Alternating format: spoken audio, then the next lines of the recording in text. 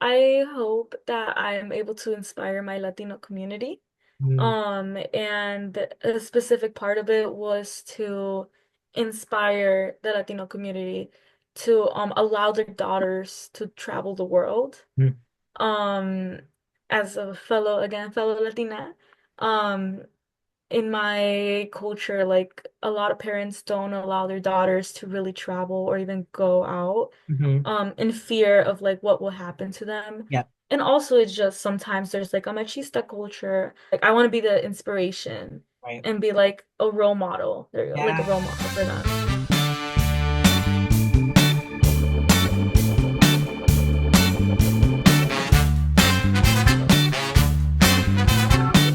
Right, welcome to another podcast episode of We're Still Dreaming, a Tito Dre Dreaming podcast. Today, I am so excited to have another one of my founding original students, now adults, on the pod. We are here to reflect, to reminisce, to dream, and to imagine. Today, I have Illiana Ochoa Bravo, who is a recent journalism graduate from Boston University. She currently lives in Chicago, Illinois, and is taking a couple of gap years to work and save up money to go to law school. Her dream is to become a human rights or First Amendment lawyer who helps protect vulnerable communities around Chicago. To me, Ileana was always a fighter. My colleague and friend, Mrs. Martinez, nicknamed her as the Tigress because of how determined she was with school, but also with extracurriculars and sports. And I've watched her continue to grow into that nickname as she went through high school and college. I am so honored to welcome Ileana to the pod. Ileana, yeah. Hi. Thank you so much for participating this. I am just so excited to hear what you've been up to and the stories that you have about the experiences that we've had together and with our classes together. But before we get started talking about the past, how are you feeling, mind, body, and spirit? How are you feeling with the world? How are you feeling with yourself? So, what's going on? Yeah, I've been feeling really like it's like a emotion of really anxious but also really excited. Why? Tomorrow, let's go May 16th, Yes. is my graduation ceremony. So, Yes. so I'm really excited. Um, but also just a little sad because 4 years of college went by too fast for me. I wish Yeah. I got to live it more. Mostly because I just sleep so much. Right. Um, and I feel like I should have done a little bit more, but it's okay. Um, Other than that, I'm just really excited to start like a new journey in my life. I don't have a job yet, Mhm. but we're hoping that the universe loves me enough to give me a job soon enough. Yes, the universe is going to give you a job. You're definitely going to get a job. I know everything is crazy right now, but definitely I think just be at it and keep going at it. Like I think you'll get a job. It's so interesting that you say that, the college, the 4 years goes by really fast because I also felt the same experience where, oh wow, like I'm here, I'm independent, I'm hanging out with my friends, but it's so funny you say you slept most of it because that's how I felt. I remember my first 2 years and I was just sleeping a lot. And you start school, middle school, like what, 7:30, 8 o'clock. But when you're in Mhm. college, those 8 a.m. classes hit different. Like they're just not, it's not the same feeling. So, but I've seen that you've been just having a lot of fun with your friends over the last 4 years. That seems like you got to meet new people and just explore. And so do you feel like, what are some things you feel like you wish you would have done in the college years? Um, Honestly, I wished I would have been more open to like go out to clubs and party. Mm, This might be a little crazy, but I no, always prefer to sleep instead of going out. listen, Um, same, same, like I have like in Chicago, I have such a big family that I get overwhelmed being around so many people now. right. That I don't really know. And even yesterday, like there was a senior event where this like the school took us to a club. Mm. And like my partner was like, "Oh, we should go," and I'm like, "No, I'll rather just watch TV right now. Oh I don't want wow. to go." I mean, same. I understand. But also it's just like sometimes you just want like I also get overstimulated when there's so many people around, so it's like time for bed. It's funny, I don't know, did you pulled all-nighters? Yeah. when you were in college, right? I pulled one last Um, night, yeah. yeah.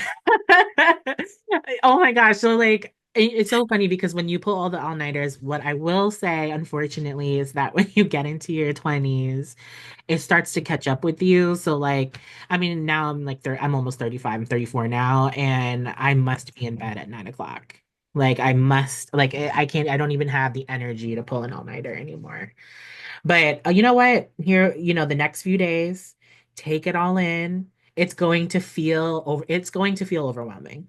Just Yeah. with everything that's happening and then the emotions and all that stuff, especially since you went to college away from home, but just take it all in, enjoy yourself, celebrate yourself all the way through because I think that's something that I felt like I didn't do. Like last year, I graduated from my doctorate program, but it's different. But in both times when I've graduated, I didn't feel like I let myself celebrate.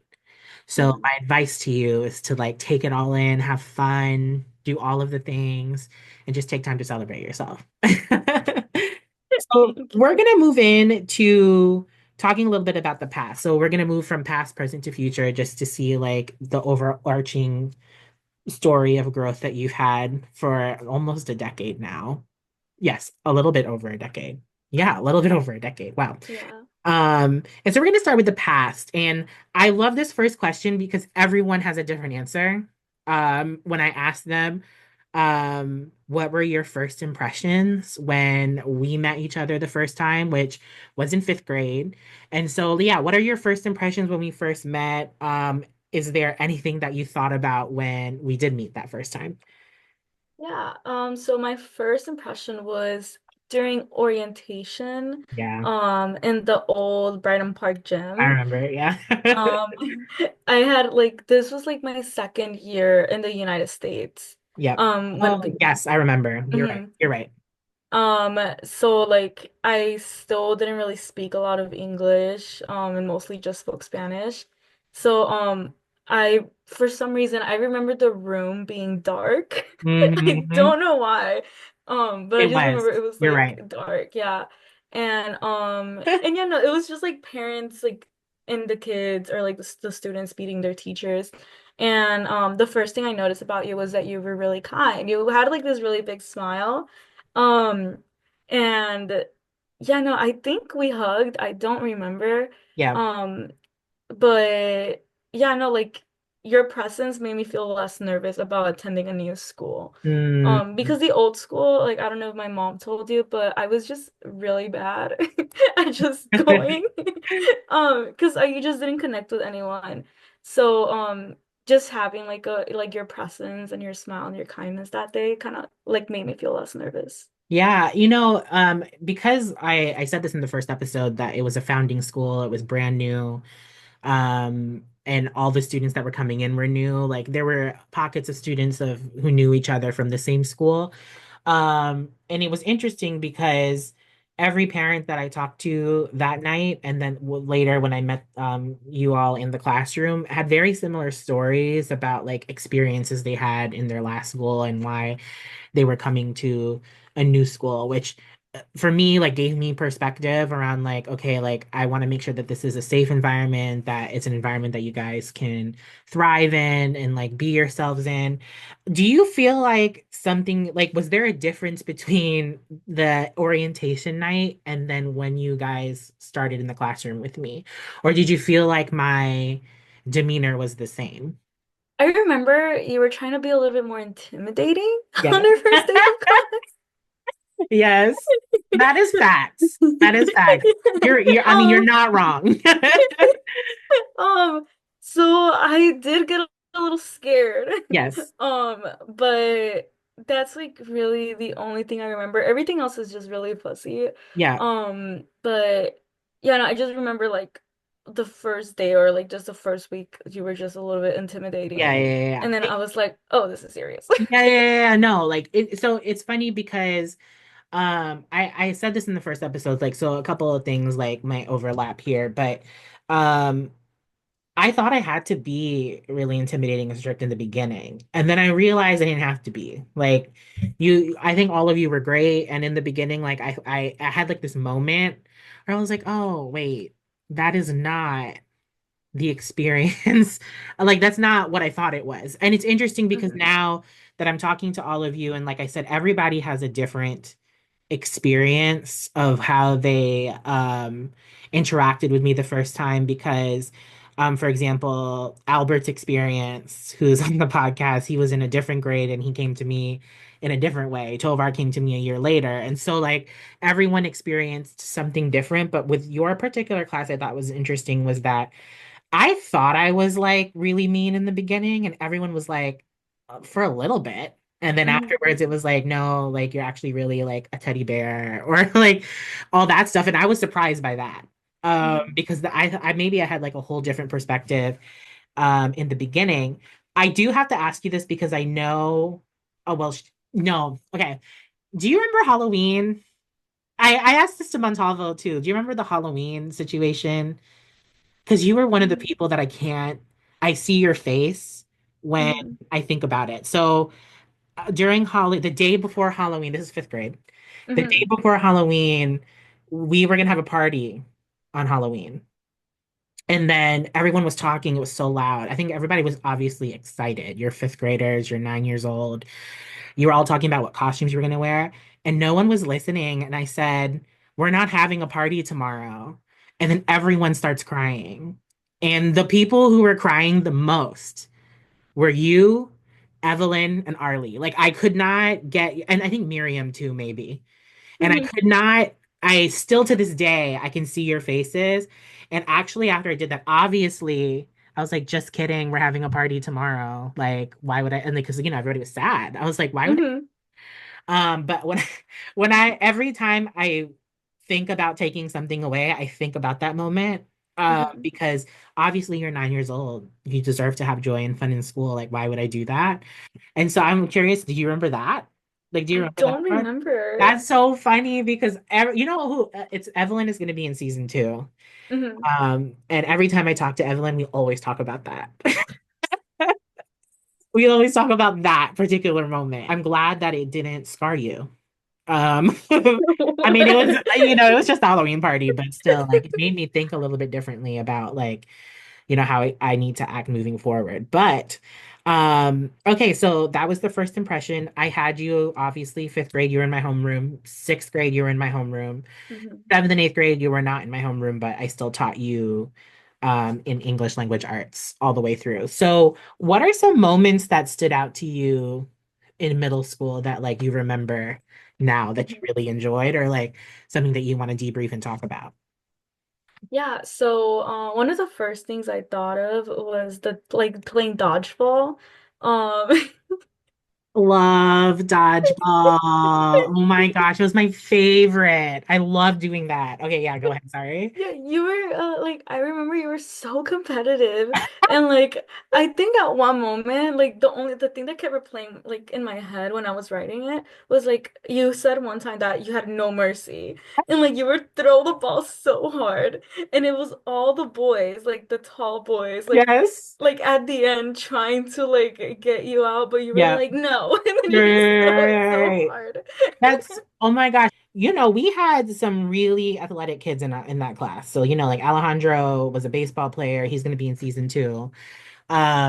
He threw the ball like it was 90 miles per hour. And he was like, what, fifth grade? He was like 10. And so like being competitive in that in that way where I was like, oh my gosh, I want to play. And I really loved playing dodgeball with you all because there is time for school, there is time for work, but also like there's the fun stuff, like, and so anytime there was an opportunity to join in dodgeball, Mr. Matthews, shout out to Coach Matthews, he would let me come in and play with you. It was not even just dodgeball, it was also, do you remember lining up and we had to like play soccer? So everybody was I like think lined up and we so. had to like hit the ball towards each other. That was really fun because I also don't play soccer. But it's funny you say that because I was also coaching sports Hmm. in my first few years. So I don't know if you remember, I was flag football coach with a bunch of other people. I Hmm. did flag football with Matthews, Espinosa, and Koss that first year. Yeah. which hmm was so much fun. Like I enjoyed it, but I obviously don't have any football skills, soccer skills, basketball skills. I had none of those skills, but I really just enjoyed being there and watching you all play. I mean, you played every sport, Yeah, right? I played every Like, sport, yeah. why did you feel like you just wanted to do it, or like, do you love sports? Like, what's the thing about that? Because like, I remember you played hmm everything. Yeah, I think it was like in Mexico, like I would always be outside. Mm, And there wasn't a day that like I wouldn't go outside unless it was like raining. yeah, But even then that didn't stop me because I would play soccer in the rain. right. So when I got to Chicago, like I love my dad, but he always kept us like in the house. Mm, So I could never go out, and playing sports was my way to be outside and enjoy myself. right. Because then, like, instead of having to be home and then just like sit there and like do basically nothing, I got to do like an extracurricular with my friends and even with like the teachers, because the teachers were like the coaches or Yeah, slash yeah, teachers, yeah, really good fun. Um, it was just really a way for me to like enjoy myself outside of my house. yeah. And you know what? I don't know if you thought about this for yourself when you were little, but like you were actually really good in the sport. Like Yeah. you were also competitive. You were also like you were fast. I remember that because like when we did flag football, we would pass it to you like as a secret because hmm they would obviously go for the big ones. And so we passed it off to the people that were like least likely to be thought of as someone who would run and catch a ball.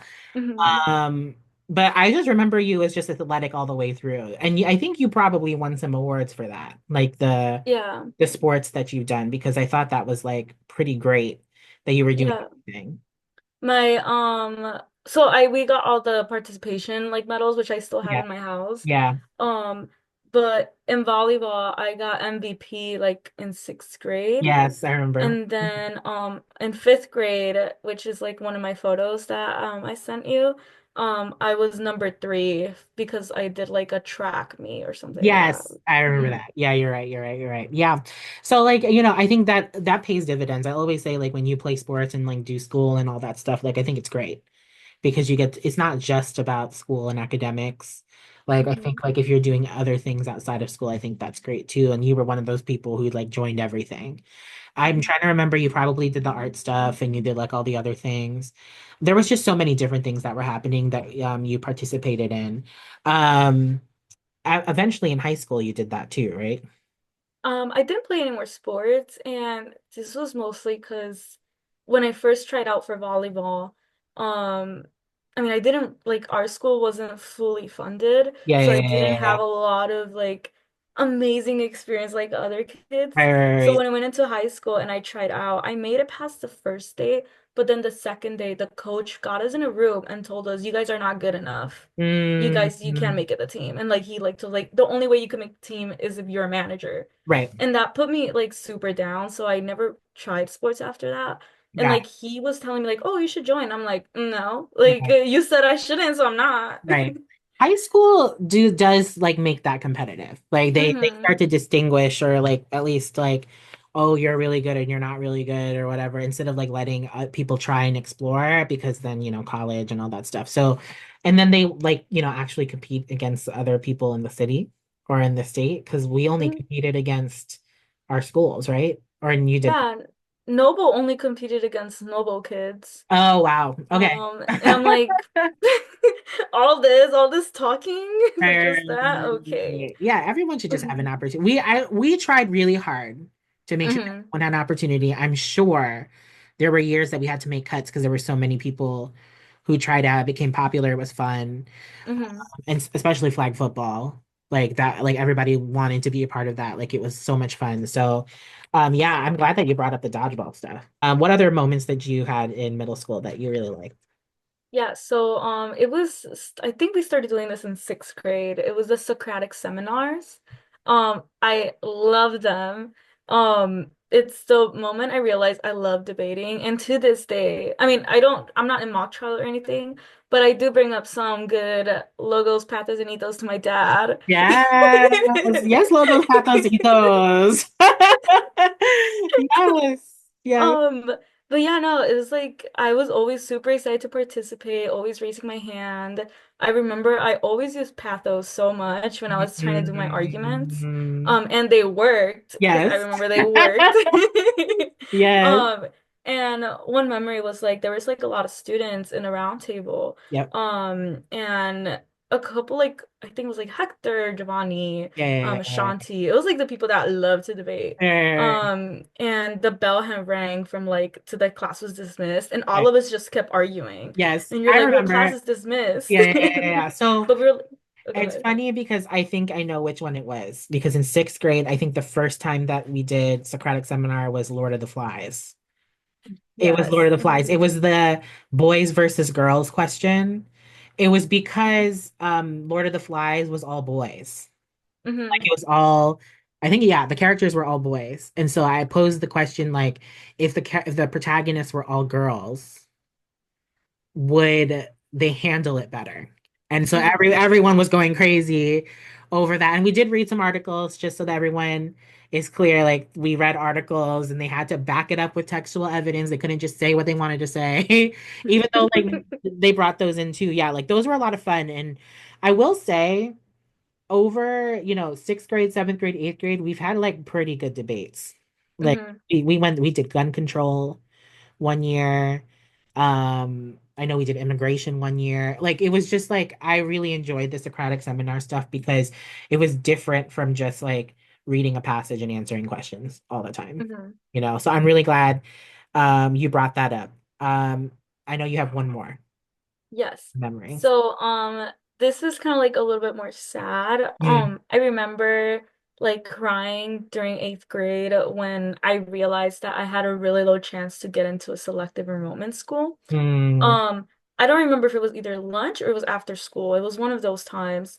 And we were all in your like yeah, in your classroom. yep. And you were telling us like, oh, this is where you could look at like what section like you live in. And I believe it was like four Mm, sections. yep. And like tier one was like the one like the it was like in a place that was more like what's it called?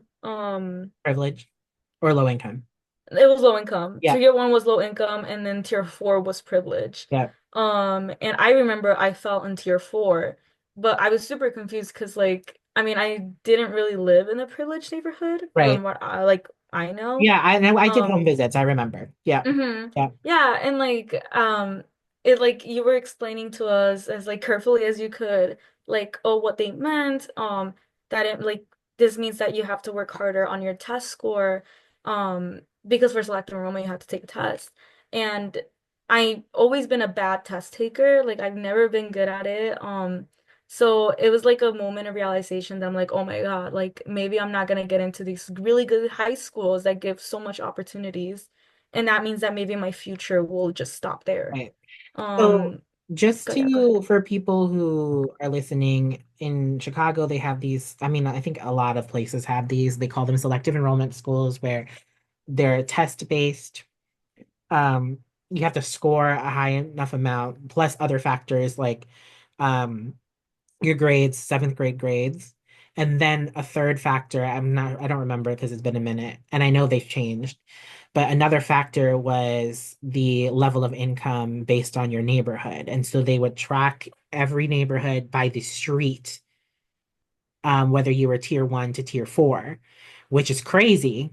I thought it was unfair. And what I will say that I remember, I was learning that process when you were in seventh grade Mm-hmm. when it was your turn, your class's turn to apply for schools, I learned that there were some things that were not in our control. You can have the best grades, like you can have great grades, you can do really well on a test, but if you are stuck in a tier with people with more people with more resources have the tendency to do better on the selective enrollment exams, it was harder because they would cut you off at the top 25%.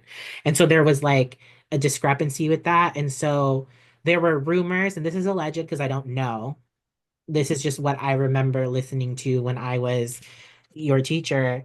Like sometimes the street or somebody who has more money could be on your street and would just skew the income or the tiers system or whatnot.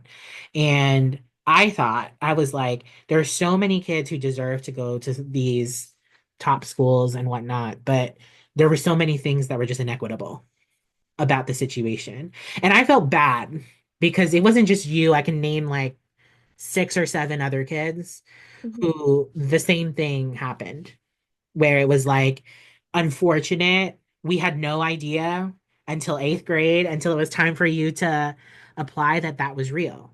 Mhm. But I think at the end of the day, and this is what I've learned now, 20, was that 2017, 2016. So maybe like about 10 years later, almost 10 years later, it didn't matter. Mm-mm. It really didn't. You can go and and this is something that I've learned. When y'all were there, I was like, let's try our best to get into these like top schools in Chicago. And based on some of the experiences of kids who went to the top schools in Chicago, that doesn't mean anything. Like Mhm. it can mean a whole host of things.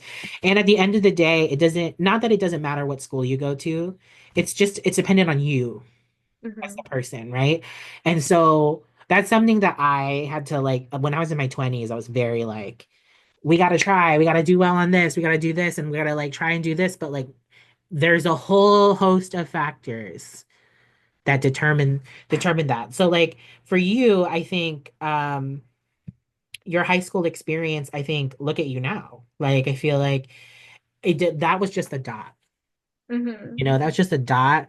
At the time, it probably felt like the world was ending for you, but it was just a dot. And then you just think about like, look how far you've come, look what you've done. It's just been amazing. So hopefully that does hasn't made a dent in anything.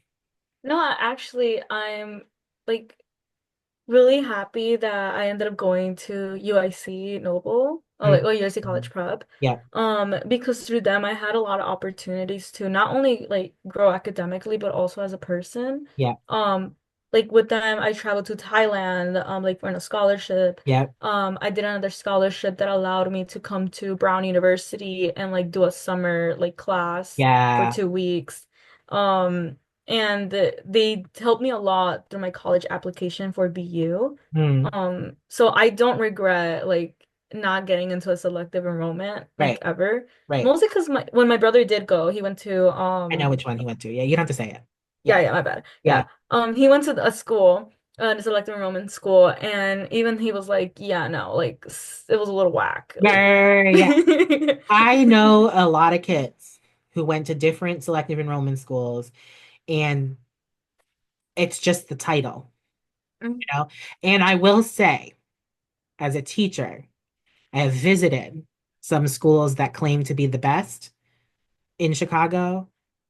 Mm, Like, like it was just kind of like by name, by demographic, by whatever, like they claim to be the best. Obviously, the test scores and where they go to college, but at the end of the day, it doesn't matter. Like it really, there's so many different ways of thriving. And I have reflected a lot because I was definitely one of those teachers who was like college, college, college, college, college, college, college all the time. And there's so many more different ways and pathways that you can just like bring yourself to a thriving life for you. And Mhm. so I'm glad you brought the selective enrollment because I don't know if everyone was talking about, I don't know if everyone's going to talk about the selective enrollment in the high school process because that was a lot of pressure for people. I Mhm. remember it being a lot of pressure for people, and that's something that I wish I'd navigated a little bit more better, but I'm also growing. So, you know. Um, I know we're going to transition to high school to talk about like lessons you had from high school, but we talked about like some of those memories. What are some lessons you learned from middle school or things that you remember in terms of lessons? So, oh, sorry. A lesson that like not define me, but like helped me move forward in middle school. Like the first one I thought of was when a teacher had told like my mom and I that I couldn't live in my brother's shadow anymore. Mm, Um it was like yeah, it was like I think seventh grade or something.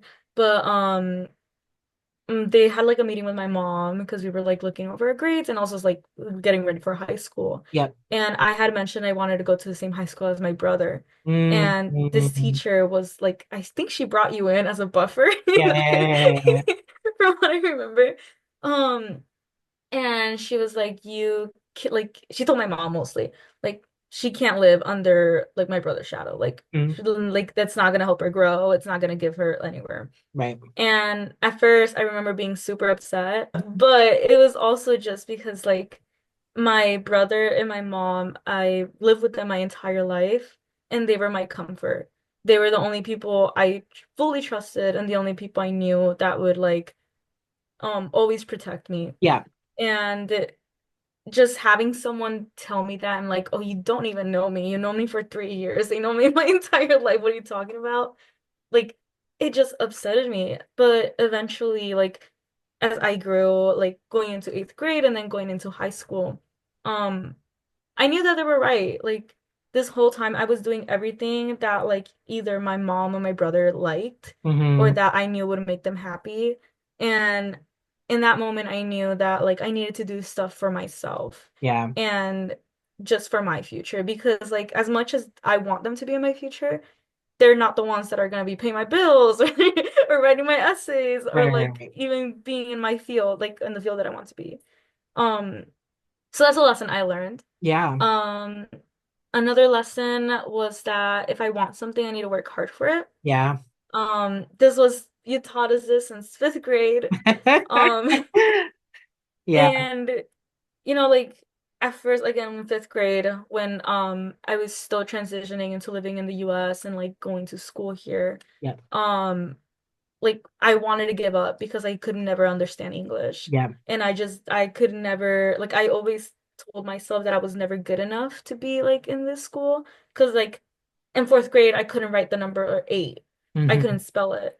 Um, but like after you pushed me forward, and other teachers pushed me forward, I knew that I like, couldn't give up on myself, mostly if I wanted to leave Chicago, because that's Yeah. always been my dream. Right. Um, and that's what brought me into like, going to UIUC for volleyball camp, Yeah. going to the Paul for volleyball camp. Okay, yeah, I remember a lot of this now. Yeah, now Mm-hmm. that you're bringing it up, I remember like how those things connect. Mm-hmm. Like in terms of like giving up, like not even giving up, like wanting the working hard for something, but then like living in the shadow of somebody else. It's so interesting because that tends to happen, I think, with just siblings in general. I'm the oldest one, so like I like forged my own path, whereas I feel like my brother has to like sometimes like I don't know if this is true or not with him, but like maybe he'll think that sometimes there's pressure to live under my coattails or whatnot. And so I think you talking about doing going into volleyball because I remember all those things, like whether you were like was that overnight? Right? Like, was one of them like I thought there was one where you had to like be away from home. Oh yeah, it was overnight. Yeah, it was like a week. Yeah, a week in UIUC. Okay, so Mm-hmm. I remember this because there was like a little bit of like, should we send her? Should we go or not? And I was like, no, let her go. Like she should Mm-hmm. have these opportunities. So and I mean they paid off for you later. And so I think that's really great that you had that like thought process around like, Mm-hmm. okay, like actually this is like good for me. Did you feel like you had to um did you want to go to those experiences first of all? Like were those things that you wanted or was it like I'd just rather be with my family because it's safe? Like what did you think about that? Like I'd rather Mm. just be at home versus like go. Did you want to go overnight? Like did you want to like Oh actually yeah, no, okay. definitely. Okay. Um, Mostly 'cause like I was starting to have a couple of problems at home with Yeah. like my dad's family. Yeah, yeah, yeah. So I wanted to be out all Yeah. the time. Right. And for me, like I remembered like a little bit like having to tell my dad mostly, but also my mom Yeah. that like I wanted to go and explore more and like this was a big opportunity. And at the time, like I don't know if you remember, my dad eventually became like the coach for volleyball, like Oh, like I seventh and think I eighth remember grade. that. Yeah, yeah, yeah, Yeah, yeah, yeah. like as a coach assistant. So my dad was just super happy to like. He was like, yeah, no, like I mean, if you're gonna be this big volleyball person, go Yeah. ahead. Yeah, but it's funny because like when I think about your family, especially your mom, because I've gotten to know your mom for the longest time, like when we first started, she's always a cheerleader. She's always someone that I could count on as someone who would like support our classroom and things like that. Um, she all from day one, it's obviously she wants the best and obviously wants all the opportunities for you too, like she wants the best for you. She's always wanted to like, how could I help her improve reading? Like it was all like behind the scenes, and I know you know this, but Mhm, your mom was just a fierce advocate for you. Like just mhm. like all of the things. And I've gotten she might be in the podcast for season 2. I like asked her about it and she was like, yeah, like sure, I'll like come on it. So she actually might come as like a parent conversation voice, which is really exciting. But she's always been an advocate. And that's something I admired about her and a lot of the parents that I had was like they wouldn't back down.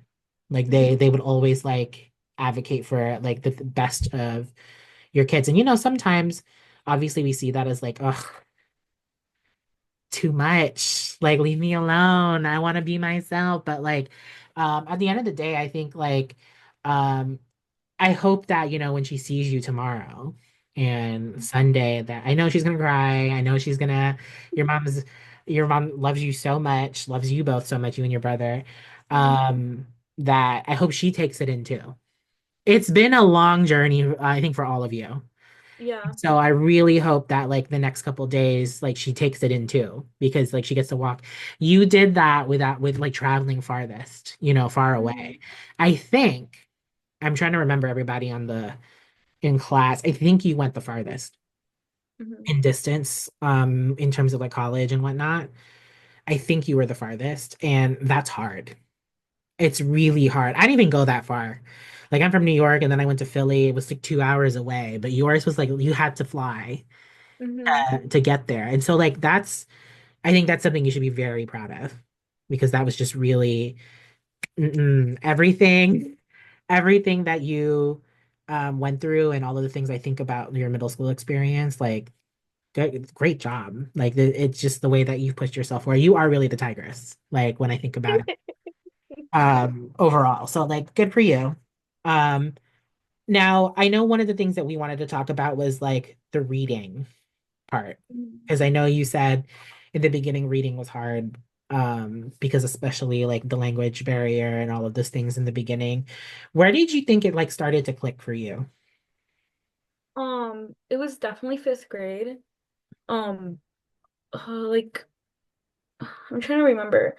Like there was a st like parent teacher meeting that we had, and you were not like scolding me, but it was like you were telling my mom is like, she needs to apply herself. Mm, Because it was like also the same time where I was like not reading my homework, or I was just like because I couldn't get it, like I just didn't understand. right. Um, but there was times I think when we would have it was the readings that they were like B letter by like A, B, C, like Yeah, eighth grade I level and all remember. that. Yep. Yeah, yeah, yeah. hmm So when we started doing that consistently, it helped me more. Yep. Um, and like apart from just needing to do my homework to like apply myself in class, Right. it was also like in I believe like sixth or seventh grade where I started to enjoy it Yep.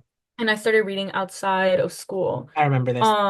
So it was like a book that one of like my friends had like told me about, and I bought it and I loved it, and it was just a moment for me to like actually love reading because I understand what I'm reading. Yeah, yeah. Um, Also like going like in class like over vocabulary, um, and you being so open that I could ask you like what a word meant and I wouldn't feel judged. Right. That's when it would just help me like be more motivated. Right. Um, and eventually like eventually like the English stuck to me and I started being more like I started participating more. Yes, that's what I was gonna say, is that hmm over the course, when I think about you from fifth to eighth, you were more vocal. in Mm-hmm. participation. And then two, like I also like this is just like I have my own self-reflection too. When I first had you in fifth grade, I was a new teacher. And Mm-hmm. so um I was still learning how to um teach reading effectively.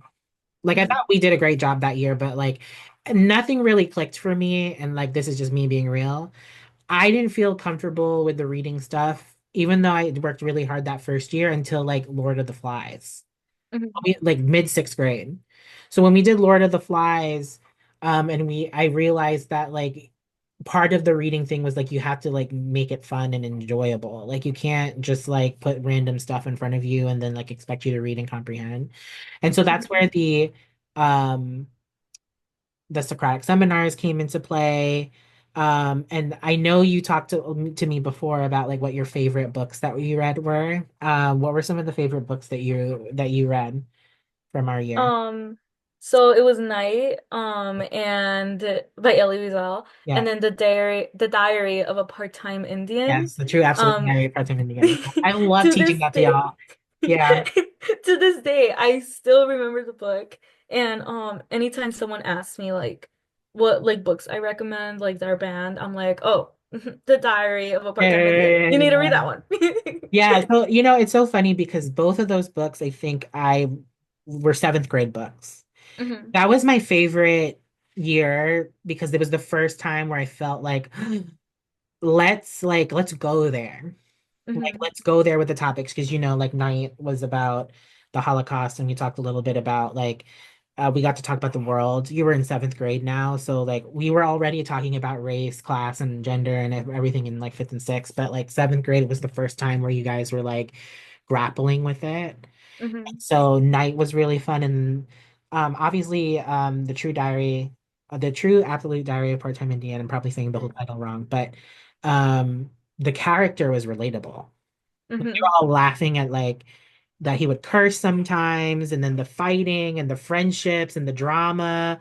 It was so relatable to seventh grade because it was all the fighting, the drama, the friends, and the relationships.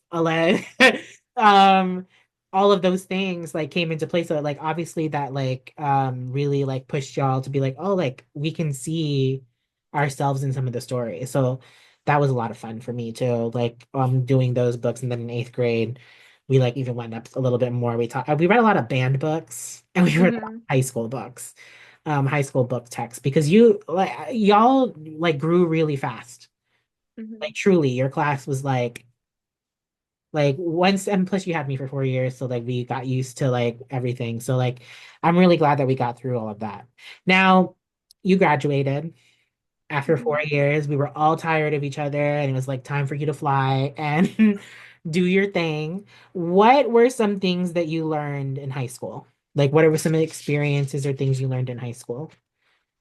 Yeah, so one of the things that like I always like remember the lesson that I learned was that I need to leave toxic environments to grow. Mm, Um again, I like experienced a lot of toxic environments with some family members. mhm. Um and they always like at least in like a lot of like Latino like households, like you always have to stick together in like a Yep, crowd. yep. And Same with Philippines. I and like in at least for my experience, that just like showed me that I wasn't really growing. I was becoming more like sour in a way. Like that's the best way I could explain it.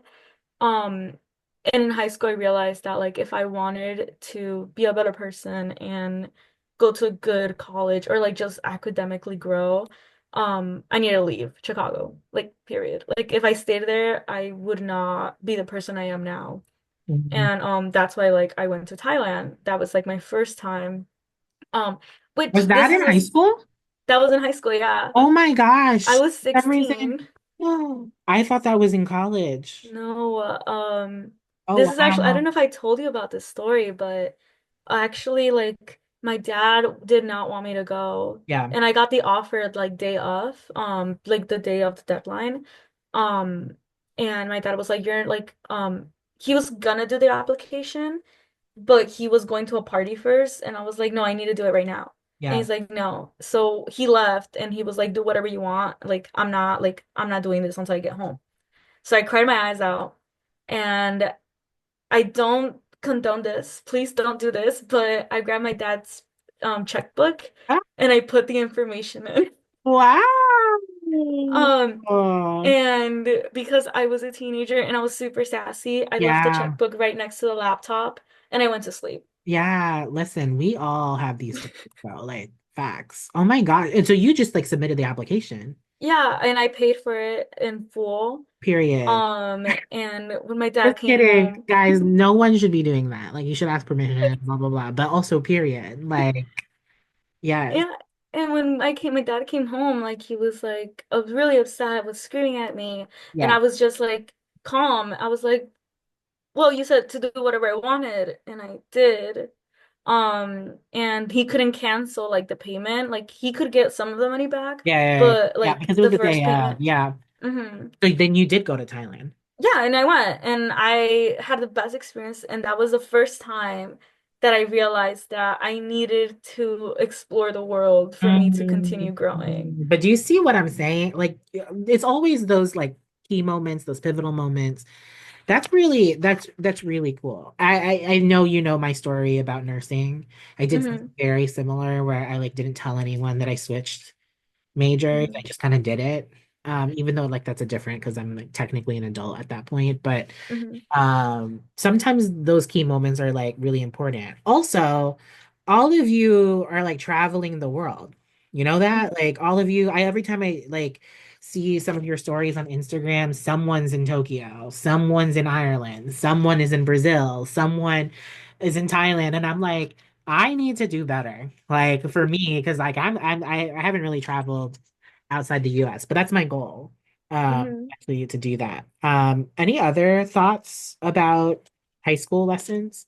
Yeah, and also another thing that now I also incorporate a lot of my life is asking for help is not embarrassing, and Hmm. rather it's a sign that you want to continue to grow. Yeah. Um, I've always been shy, and you know this, that like in middle school I would never ask for help. Yeah. I would rather like shut my mouth and like deal with the embarrassment of not knowing how to spell thoroughly. Yeah. Um, and in high school, like I stopped doing that. If I was confused on a homework assignment, I would be in office hours for an hour or two, asking the teacher to like do it, like show it to me step by step so I would understand. Right. If I didn't know how to say a word, I would ask my teacher in the middle of class, how do you say that word? I can't say it. Mm, Um, yep. I would like stop being embarrassed about it because that's how I knew that that's how I learn. And like big vocabulary, big words shouldn't stop me from like Right. being embarrassed. Yep. Yep. And that's facts too, because like I feel like more or less like even asking for help outside of just school, like when you're struggling or when you think you need something, like those are really, really important. I still have a hard time asking for help. Like hmm I have a tendency to do things on my own. But like you said, like when I do ask for help and then I like have the sigh of relief, I'm like, I should do that more. But then, I don't end up doing that. So like I'm glad that you had that foresight, like or insight early. Because now hmm you can take that with you as you grow, get older and like do other things. Like you always gotta ask for help. Like you hmm always gotta be able to do that. So, okay, that was a lot of the past. And so now let's talk a little bit about your present. We learned a little bit from the bio and like you talked a little bit about like what you want to do and what you're doing. So tell us like in the present, like what are you gonna do now besides graduate and be amazing the next few days? Like yeah, what are you doing right now? What's your plan? Yeah, so after just graduating this weekend, Yeah. I'm gonna go back to Chicago. Hmm. I personally feel I've been away from home like for a long time, which 4 years is a little bit of a long time. Yeah. And hopefully find a public relations job for the time being while I save money up for law school. Uh, I came to this like realization this year that I wanted to go back home because my mom's mom, my grandma, she currently lives with us and Yeah. I want to be closer to her. Yeah. But also I want to see my nephew and my niece grow. Mm, And I want to be, now that I'm graduated and I have bachelor's degree, and like my sister-in-law does too, yeah. I still want to be there for them, like as they go to middle school and high Right. school. I want to Right. be a pillar of support. Yeah. Yeah. Um, but yeah, no, after that, like after not probably when they're in high school because I'll be too long, but um after living in Chicago for a couple of years, I want to save enough money to hopefully take the LSAT and get an amazing score so I could get a full scholarship to whatever law school I want to go Yeah. in. So yeah, that's just my plan. And also just keep traveling. Yeah. And um my number one goal right now is also go to Japan one day. Everyone is going to Japan. Hmm One of my friends just went to Japan. Carlos just came back from Japan. hmm And then I know there's another student right now who's in Japan. I'm pretty like hmm I saw it on the stories. I need to go to Japan. Like come on, Zarati. I don't have a passport. I gotta get on. Oh, okay, yeah. Step one, gotta get a passport. But yeah, I think that's really exciting. I love how you're saying that you're going back home, because you want to see the people in your family. When you've been away from home for a long time, you do want to go back home. Now, I was in Philly for 4 years and then I was in Chicago for 6 years. And here's what I'll say is that things happen so fast that you go Mhm. back home. Like I was away from home for that was like 11 years now, 10 or 11 years before I made it back home. And things change so fast. Like you go there and you Mhm. realize you miss a bunch of things. And it's really up to you. Like, not everybody has to go back home if they don't want to, but like, I love that you have this idea. Like, you want to see oh, you said nieces and nephews, right?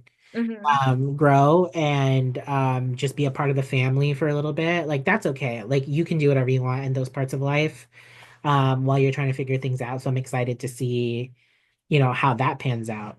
What are you passionate about? I'm passionate about my family and honestly passionate about finding solutions that could help my community grow. Yeah.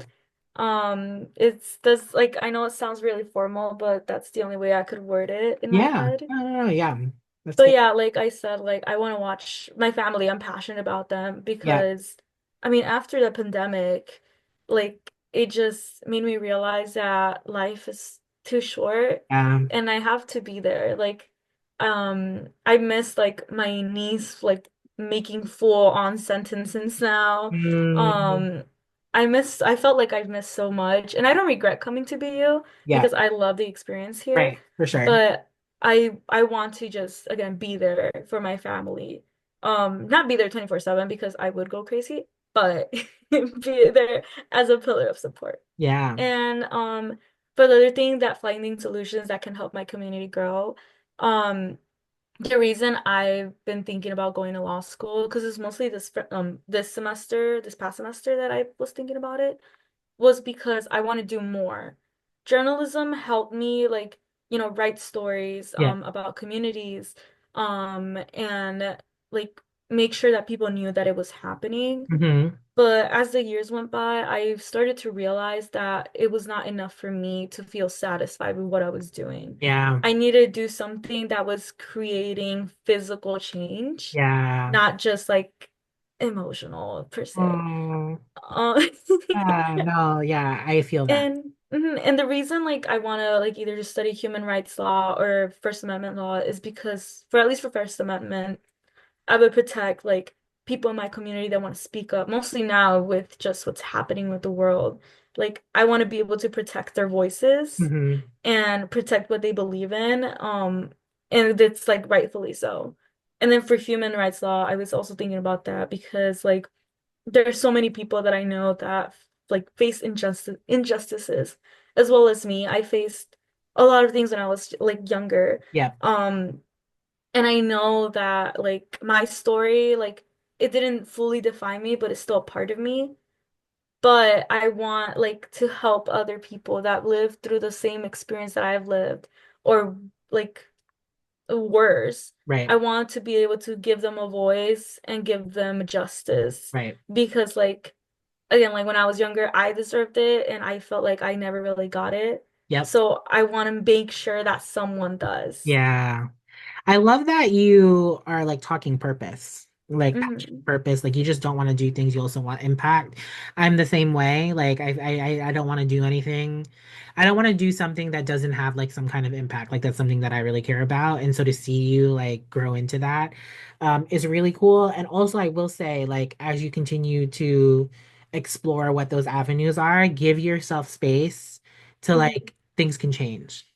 Mhm. You know, I wanted to open a school and like do all that stuff like after I was teaching all of you and like I think I'm change like it's changing for me. And I'm Mhm. trying to give myself the grace to like okay, like I didn't do that, but now something else is coming. I'm now part of a coffee shop. I'm enjoying my time right now. It's different. Um, but I'm allowing myself that like okay, I can change and pivot. So I'm really glad that Mhm. you're thinking about that in many different ways, and I hope that whatever you decide to do after you graduate like you ease into that. But I love that like family is one of those things. Now before we talk about the future and all the things that you hope for the future, I love this segment, which is like you get to ask me two questions that you've always wanted to ask me um in middle school or even now as you're growing. Like what are some of those questions that you have? So you can start with one. Mhm. So my first question would be like, since you've known me, how have you seen me grow? Hmm. A lot, like definitely a lot. And I love that when Mrs. Martinez, shout out to her, colleague, friend of mine, called you the Tigress, that name never really left you. Like you really like there's a tennis player. I love tennis. I don't know if you know this tennis player. She's number one in the world right now, Arena Sabalenka. Have you heard of her? Mhm. Yeah. She has a tiger tattoo on her arm and she's a fighter. Like if you watch her play, she really fights every point. She's brave, she's courageous. And actually I think of you when I see the tiger thing. And then also like I when you first came, you were so quiet. You were so like, also like you were sensitive and not in a bad Mhm. way. Like it's just that you were sensitive, you were quiet. But to watch like you up to this point, the way that you went to college away from home, you did it for all 4 years. Um, the way like even now, like I visited you in Chicago and your family in July, and Mhm. like the confident you have aura. You know what I'm saying? Like you have an aura. And everyone has their own aura. But you Mhm. specifically, what I think like impresses me the most is that you were very soft-spoken before.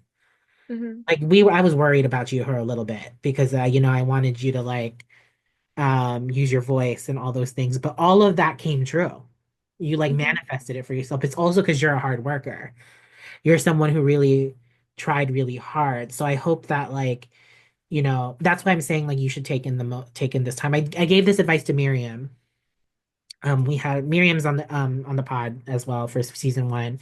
She had texted me about graduation as well, like she's Mhm. graduating too, and I told her to write a journal entry about like all of the things, like just so that you reflect like the Mhm. process coming in because you don't really have the time to do that, and I hope that you do that Mhm. because who you were in fifth grade, like who would have imagined that that little you using your voice and just doing all the things, taking risk and being brave and like look at that. That's so amazing. Like, and I think that's something that you should be very proud of yourself for. Mhm. I'm not surprised. Like obviously, like I'm not surprised that you're here and the way that you've really handled yourself, but like you have quite the resilience, like the determination. I really like the word resilient sometimes, but like your determination and the bravery that you had over all these years, like it's just like it's really great. It's really Mhm. great to see like you've grown so much. And not to mention like obviously what you're 22. Yeah, 22. Ugh, 22. I had you when you were 9. And so Mhm. when you were 9 years old. So like to see that, amazing. And I can only be excited for what's coming next. Now, I say this to all of you who ask me this question. Your 20s are not easy. You're gonna leave the college bubble and it's gonna be like, oh, like I have my degree, I'm an adult, and then it just like life hits you and slaps you in the face. And it will for a couple years. It will for a few years, and that's okay. Let it slap you in the face, laugh at it, slap it right back. Like I think it's all gonna work out, but amazing. That's how I feel about your growth. Your story is amazing. Yeah. And Thank I you. hope you can use it Hmm. every time, talk about that story, like your story, because someone needs to hear your story. Hmm. Someone out there needs to hear your story. And that's why I wanted to do the podcast because all of you have grown into yourselves in many different ways. And not everyone's gone to college and not everyone has to go to college, but everyone has a different way and like really good. Really excited for you. What's your second question? Okay, my second question was, in middle school, what is something you regret not teaching us? Hmm. Okay, I've given a lot of thought to this one because there Hmm. are actually so many different lessons. And I have to say this, and I probably said this a million times on this podcast, but like very early on, I was winning awards as a teacher, but I'm not perfect. I never, even though I was like getting these honors and like doing really well, I never thought of myself as like the perfect teacher. I knew I was making mistakes. I knew that I could have done things better. I knew I could have reflected a little bit better. One of the things I felt really bad about when I left y'all, this was later down the line. So like you graduated already. I taught 2 more years and then I moved back to New York.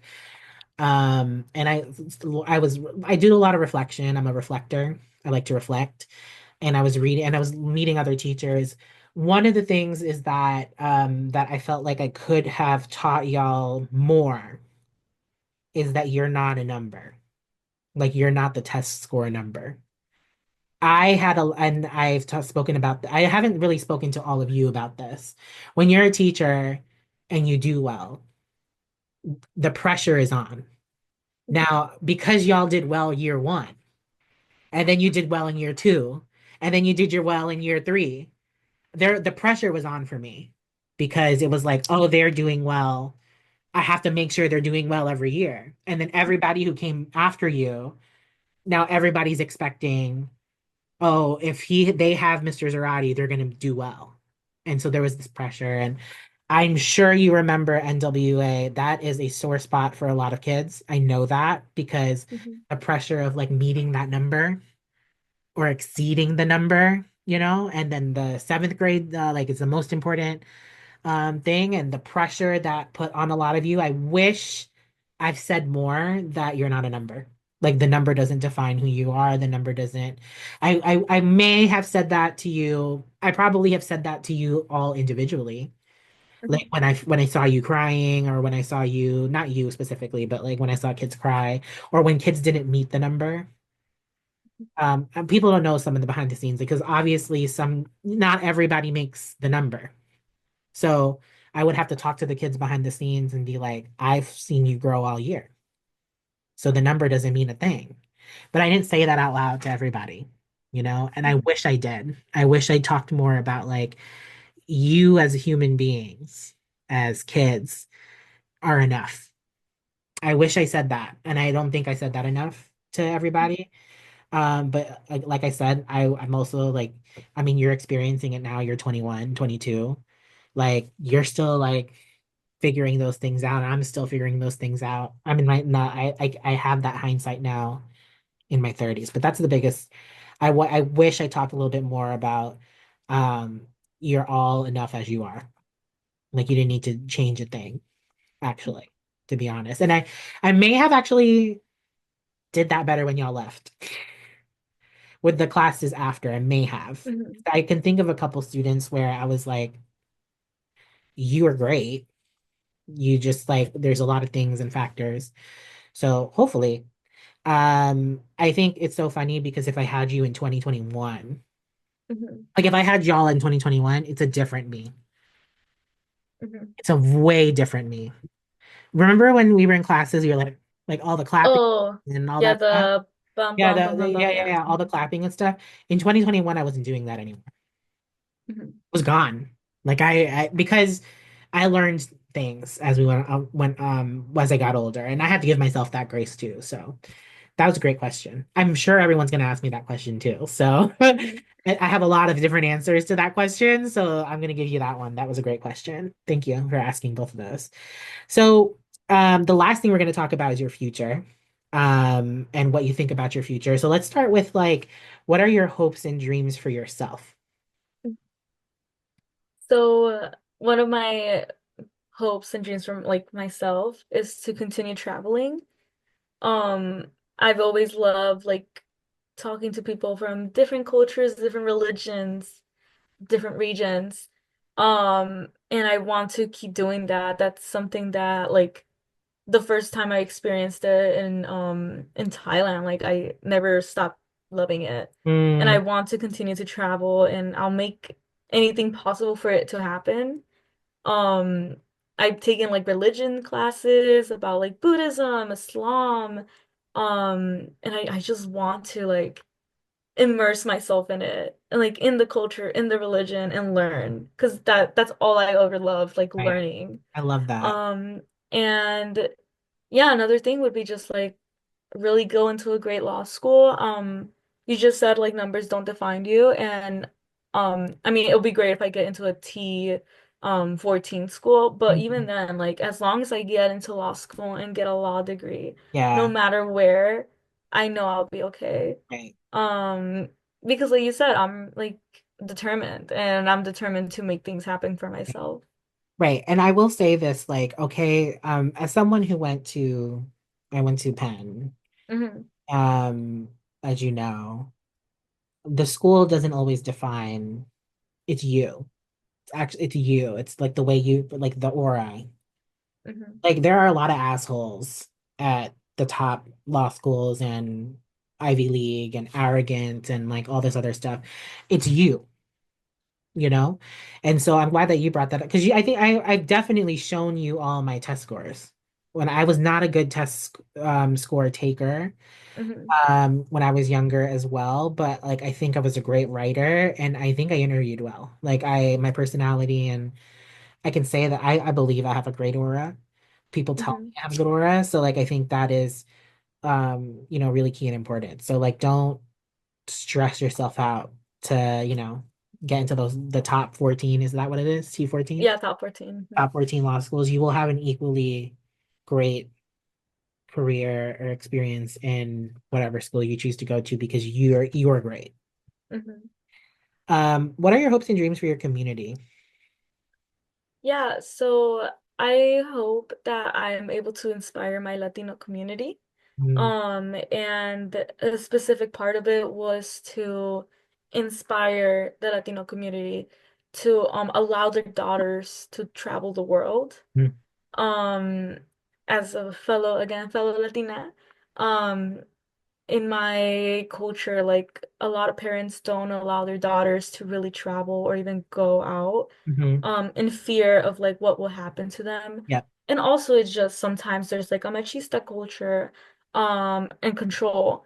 And I want to show like parents and those families that rather like if they keep their daughters control, they'll always they won't grow. Yeah. And I want them to be like, I want to be the inspiration Right. and be like a role model. There you go, like a role Yeah. model for them. He's like, look, I traveled the world. Yeah. Yeah. And Yeah. I'm like not something bad. Right, right, right. Like, rather like, look, I have like my bachelor's now. Yeah. And I have a good job. I have good experiences. Like, I want to be a role model for future like Latina daughters or just anyone really that you don't have to be at home Right. all the time and you don't have to like stop yourself from going out and like having fun because what defines you is what you do with your life. Um, and yeah, no, parents should give the opportunity to their daughters to be themselves and explore different things for themselves. Yeah, I think one of the big things when y'all were applying to high school, your Hmm. class, was that conversation. The Hmm. I don't want my kid to go farther than this block. because a lot of you had to go to like you had to travel, take bus, take train, and a lot of people didn't want to do that. Hmm. Um, and it reminds me, I think I said this to you before, but like a lot of your conversation and who you are reminds me of House of Mango Street when we read it in Hmm. sixth grade.